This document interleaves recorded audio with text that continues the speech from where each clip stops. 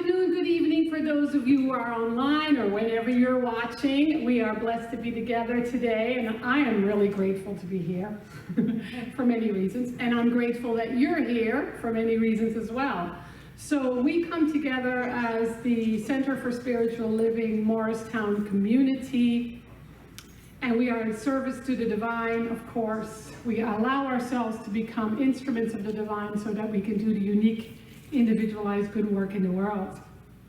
And so if you are visiting us at any time, anywhere, we are in a theme this year, and it is Timeless Wisdom, Evolutionary Vision. And for the month, it's Holy, Holy Uprising. Holy, the first one with a W, the second one with an H, Uprising. And today it is honoring the ancestors. And I'm really blessed because practitioner student Lori Carlson is with us today, who will share some of her poetry and some of her beautiful affirmative prayer work.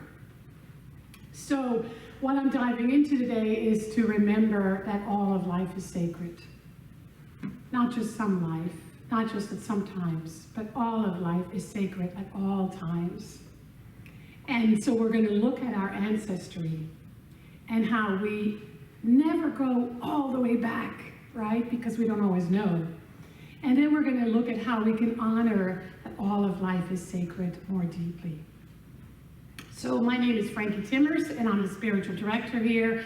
And if you're on Facebook, there's lots of things you can do to participate. You can use the bubbles, you can make comments, you can say hi to each other, you can ask questions, you can share the page, you can share any events that you see on our page. There's lots of things you can do. We are on many other social media sites, and we're also on YouTube. So if you're watching us from YouTube, that's fun too. Beautiful Monica edits our videos, and then all of the ones that have happened before are right there for you to look at or to share if there's any wisdom you gain from it. So let me start with a spiritual mind treatment. Our word for affirmative prayer. So right here, right now, I open my mind, my heart, my body, and my soul to the one spirit, the divine and infinite intelligence that is everywhere, present in everyone, everywhere, all the time. And we are simply individualized, in the individualized identity of the one. And as the individualized identity, we each have a unique experience. That is a gift today. We take it as a gift as we honor our ancestors and prepare ourselves for the next generations, so that we are a space in consciousness where we have healed or are healing, where we are open and forgiving and loving, where we are compassionate and we are in tune to the higher vision that the divine presence has for each and every one of us. And so with gratitude, we let go and we let God, knowing that only good is demonstrating by means of this word for everyone. And so it is. And so it is. So I want to start by having Lori come forward and bless us with a beautiful poem she has written.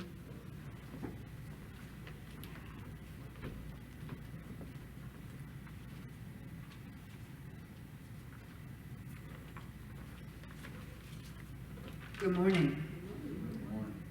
Quilt of many colors.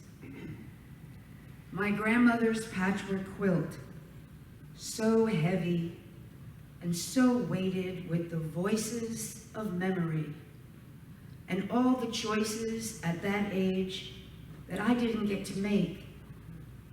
The fabrics now so dated. Look, there's my orange paisley dress that felt like freedom at 6. So desperate to grow up and fit in and write my own page of the story, though not yet knowing myself or who I could be. That woman took me to see a hard day's night in my homemade dress with matching scarf on my head, made by my mother with love. amidst the so cool teenage girls clad in jeans, all screaming in synchronicity so loud. They're a part of the fabric now. That excitement, that thrill, that noise, that fright. They didn't ruffle my grandmother's cool, and I was so proud, as it felt like we were breaking all the rules and stepping out into a new world, still finding its form, still unsure of what it was all about, with opened mouth awe at being there at all, so young and feeling so grown up. I had that first taste of freedom's call. As I lie beneath it at night now, I see her cutting and sewing so patiently the squares of fabric that once were my favorite dress or my sister's robe. And with a sigh, I feel the comforting weight of all those pantyhose she wore and then saved to fill each square with memories of days gone by. The patterns of our history, of a life led and now remembered so fondly. Grateful for those lessons of love and those memories so rich with moments and freedom and growth that they still keep me warm in the midst of life's storms as I look back with a smile and snuggle in.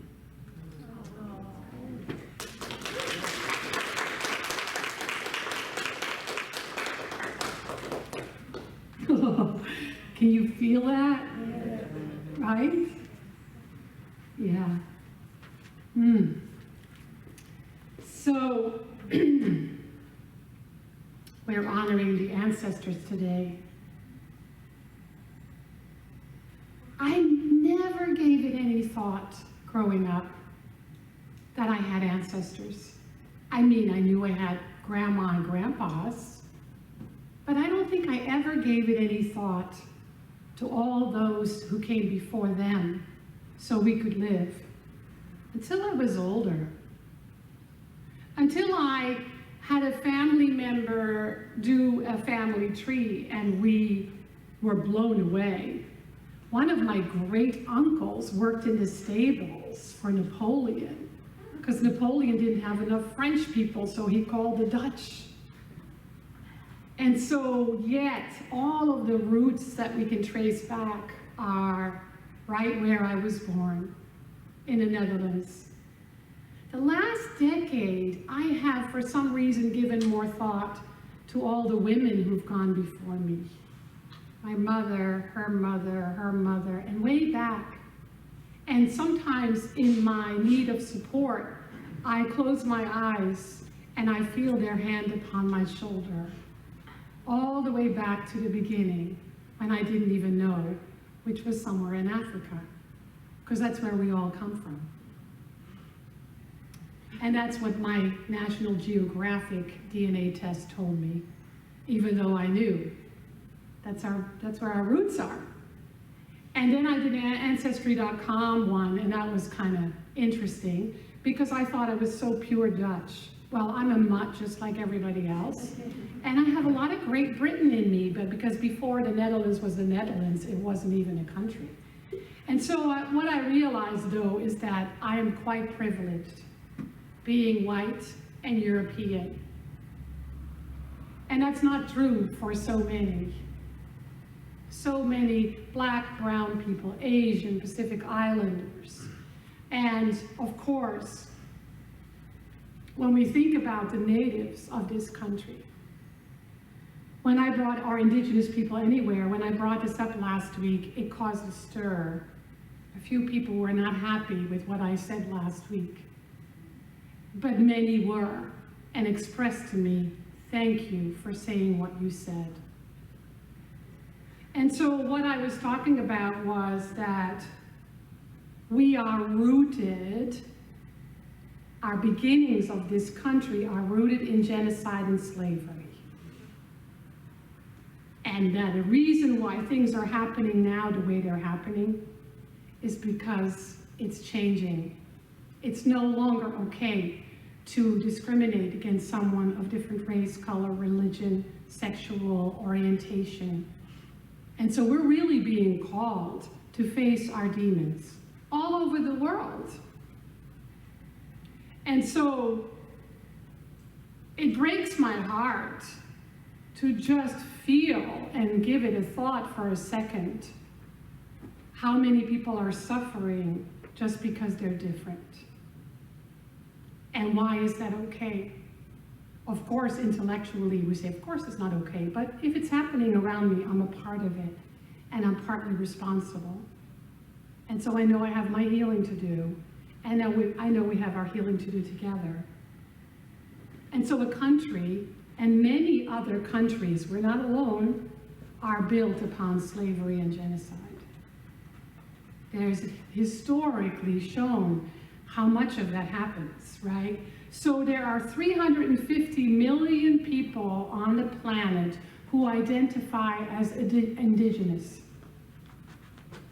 That's 6 to 8% of the world population. In the United States, the US Census told us that 4 million indigenous people live in the United States. That's 1.5% of the population.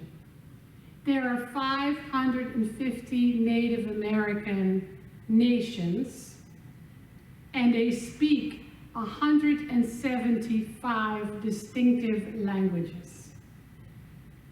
I'm amazed they survived. But that's because their basis of belief is that all life is sacred. They believe in the practice of gratitude, enjoying life, adapting, and they're incredibly resilient. And they have a lot to teach us. They have all along. They were guided by some principles called the original instructions. They're also called the first teachings. The first teachings, the original instructions that were given by the Creator, by the Great Spirit, and they were passed orally from generation to generation. Very simple. How to be a good human being. Duh. Remembering that there is one spirit in everyone, everything, everywhere, all the time. Not just when it's convenient or when it feels right, or when I and you are not stuck in judgment, opinion, fear. They believe in the practice of oneness of all life, including with the earth. So they would never, from that principle, throw a single piece of trash on the earth, which is something I notice all the time. I'm like, whoa, okay, right? And so they believe that the earth they stand upon is holy land.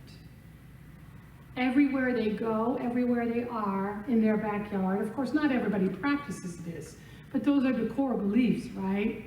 That where my feet are, there is holy land. And the instructions are to live as such. Life is sacred. All life is sacred. And it's not just us that have forgotten it. Just about everybody has forgotten it. And so how we live today and what's happening in the world today simply shows the forgetfulness that all of life is sacred. This is not about shaming anyone. So if you feel shame, that's your healing process. I feel shame. It's my healing process. And so it's really about saying, we have to do better. And what does that mean for me? Maybe you cannot stop driving, but you can be more conscious of the things you purchase. Its ingredients, who made it, where it came from, right? Maybe you can't recycle, but you can be conscious of what you purchase. Glass bowls are fabulous for picking up takeout, or go to the deli, right? Or bring home leftovers. Simple things we can all do. And so we have forgotten that all of life is sacred. And the reason that is because we've been slowly manipulated into that greed is the answer. We all need more stuff, right? That's greed, right? And so we want to pay attention to that and just kind of say, how can I live more simply, more consciously, more grateful, with more reverence for our planet and all of its people, all of its people. And so yes, when we think about our ancestors, we can be grateful because it's because of our ancestors that you and I are here. I'm grateful for that. And do any of you watch the show Finding Your Roots with Henry Louis Gates? It's a great show on PBS. It looks at people's beginnings. It's so moving. And the ones that are so difficult to watch are those who as ancestor comes from slaves or from Holocaust survivors. And that's always an amazing thing to me to see that the people who survived and how they survived and how then there were children and grandchildren and great-grandchildren who are now amongst us. And so what does this mean? It means that we don't just think about our ancestors, but we also think about the future generations. Many of you have children. We want to think about not just them, but their children and their children and their children's children's children. How will they live? What are we doing today that is not making them feel that we treat the earth as sacred? And how can we be more aware of that and teach that? And so I think that all this conversation is a little heavy, right? So it can trigger some grief. That's a good thing. It can trigger some shame and fear and anxiety and worry. That's a good thing. I want you to be uncomfortable. I want your belly to hurt a little bit. I want you to feel in your mind of, oh, how is this possible? How did it happen? Because it's from the discomfort that we grow and change and heal and transform the world. And so the grief is very real. I actually really think that most people on the planet are experiencing unresolved grief. For whatever reasons, not just losing people, places, things, life the way it was. And so we either get stuck in that and feel like a victim, and feel more shame, and feel more fear, and feel more worry, and get stuck and just try to be in fight or flight. Or we can say, wait a minute, this is a gift and a blessing. It's growing me, it's teaching me, it's blessing me. One of the things that I've experienced with a lot of loss in my family is that I am overjoyed when I think of them and feel them, because I know that they're the ancestors with their hand upon my shoulder. And that their love has been a gift, not a loss. That their life has been a celebration, not a tragedy. And so we receive inspiration, right? And so when you feel uncomfortable, instead of eating, shopping, drinking, running it away, just take a breath. And in that moment, ask yourself, what wants to be made sacred? If all life is sacred, then what wants to be seen as sacred in this very moment?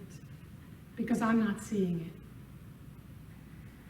And so expect to forget, expect to feel uncomfortable, and expect to fail every single freaking day. I don't know if that's going to be edited, but freaking is not a swearing word. Expect to forget, right? So this week I read a lot from See No Stranger by Valerie Carr, which is one of my favorite books, and it's kind of my Bible around doing my own work in the world with healing back to oneness. And this is a beautiful 2 sections that I want to share. It says, our struggle is also a struggle of memory against forgetting, said Bell Hooks, one of my favorite authors. She did not just mean remembering our ancestors.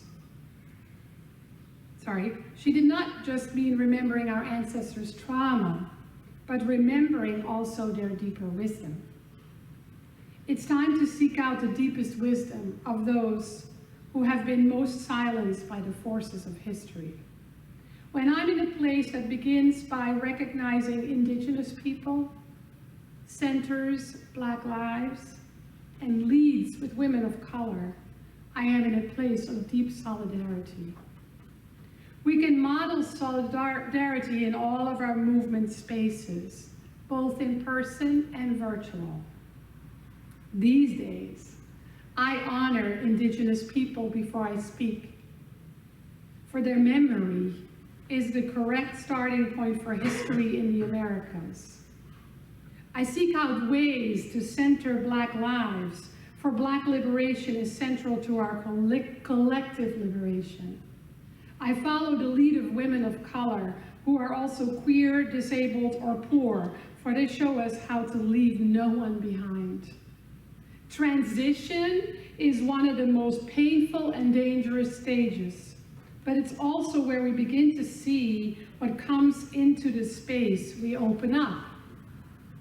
Fresh horrors arrive daily, but our responses are smarter and our solidarity deeper than ever before. I see glimpses of a nation waiting to be born, the society we aspire to be, an America that is multiracial, multi-faith, multi-gendered, and multicultural. A nation where power is shared and we strive to protect the wellness and dignity of every person and work to save our earth and our collective future. Each of us has a role in this long labor, no matter who's in the White House. That means when a voice in us says, I can't, our most urgent task is to find the wisdom to stay in the fire. So remembering is a spiritual practice, right? To remember that all life is sacred. All life is sacred. And to live that to the best of our ability, because we're not going to master perfection, but we can practice, and to stretch. Stretch. Where do I have more forgiveness to do? Maybe yourself. And stretch. Where do I have to have more compassion? And stretch to extend ourselves and to make that transition that Valerie Carr talks about. And to listen. Always to listen. There's nothing more, there's no better question than to say, what's it like for you? And listen. What's it like for you? Fill in the blank and listen. It's a beautiful, beautiful question. And it allows for connection and a deeper honoring of the ancestors, because that person's ancestors' were all survivors. At some level, having faith that all would be well in some way, some form.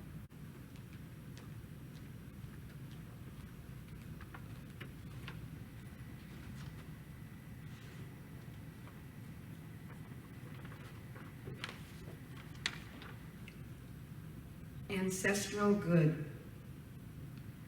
In studying love and law, we honor all those who've come before and left us the vision and the words to better know what is the truth deep at our core. The understanding that is ours to grow into and express with graciousness all the life with which we've been blessed.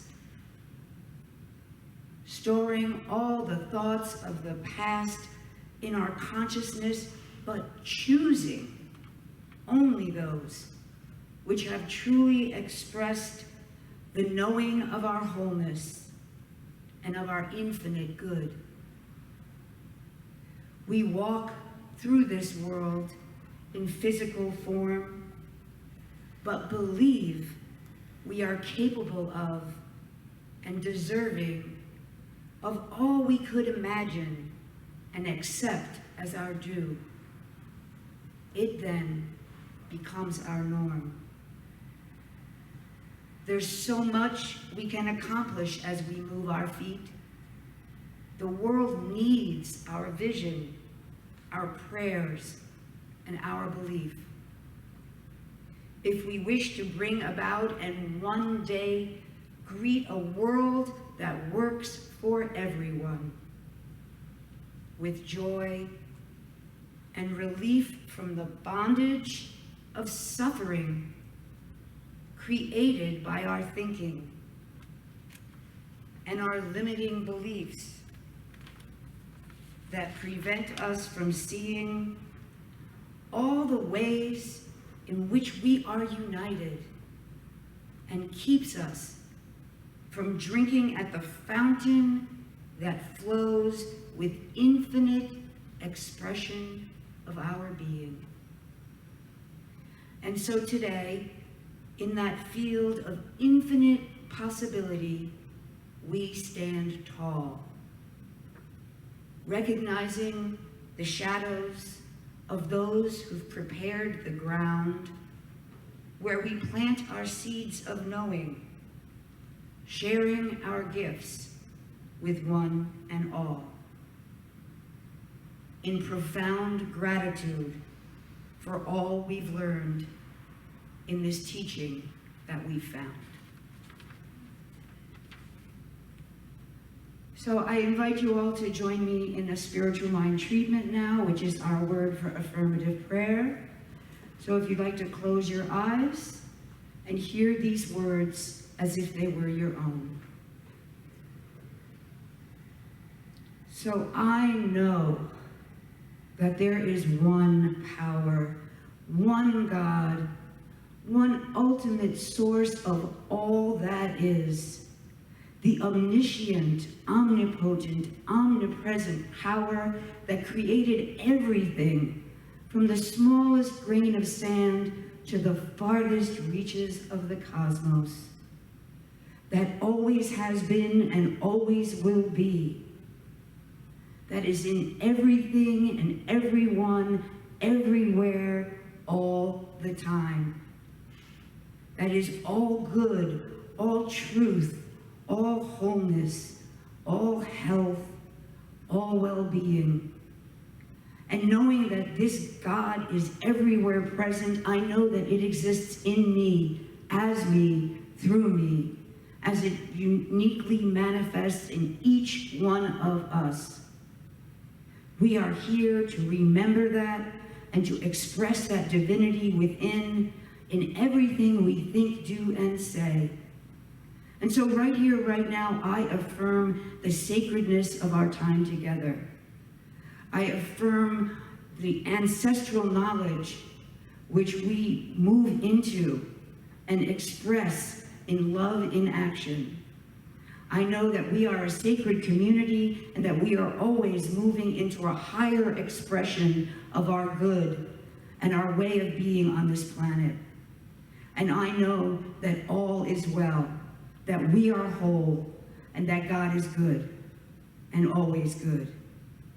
And with a grateful heart for this teaching, for this center, for everyone who worked so hard to make it happen, for Reverend Frankie, and for all of you listening, I say thank you.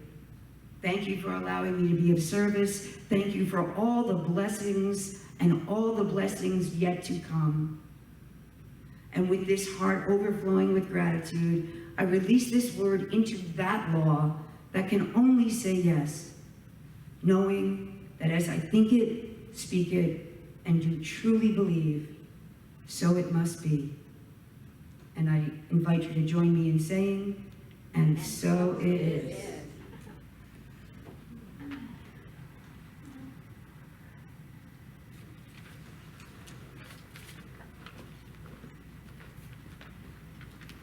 We have a poet laureate at CSI. Laurie is beautiful. Her treatments, her poetry is just such a gift and a blessing to us. Thank you. So there's a couple things I want to tell you. One is that we have a circle of truth after you socialize for a while right here. This is for anybody that says, you know what, I'm a little stuck in the belief of limitation. I want to shift that and experience a greater sense of truth. So we facilitate that, and then we do a treatment for you. And we have a reading circle on Tuesday, still happening, and we're now doing chapter 8 from the book of Secrets, secret number 8. That's really been fun to do that online. So if you are receiving our emails, all that information is in there. If you aren't, look on our Facebook page or just go to our website. We have Michael's workshop tomorrow, Unleash the Power of Solar Plexus. So there's still time to register. There's a Breeze link that you can, the flyer is also on the back table. There's a Breeze link on the event on Facebook. If you need anything, call us. If you don't have it, we will happily help you. Then I start a 5-week course called Flourishing on June 3rd. It's Thursday nights from 7 to 8:30. And then on that Saturday, June 5th, we're doing Zen Tangle with Reverend Alan Vukas, which is like fancy doodling, and it's really, really fun. So that's it for us. Please know that we're grateful to have you be part of our community in person and virtually, and that we're here to serve you and to love you and to remind you that all life is sacred, and so it is. We have another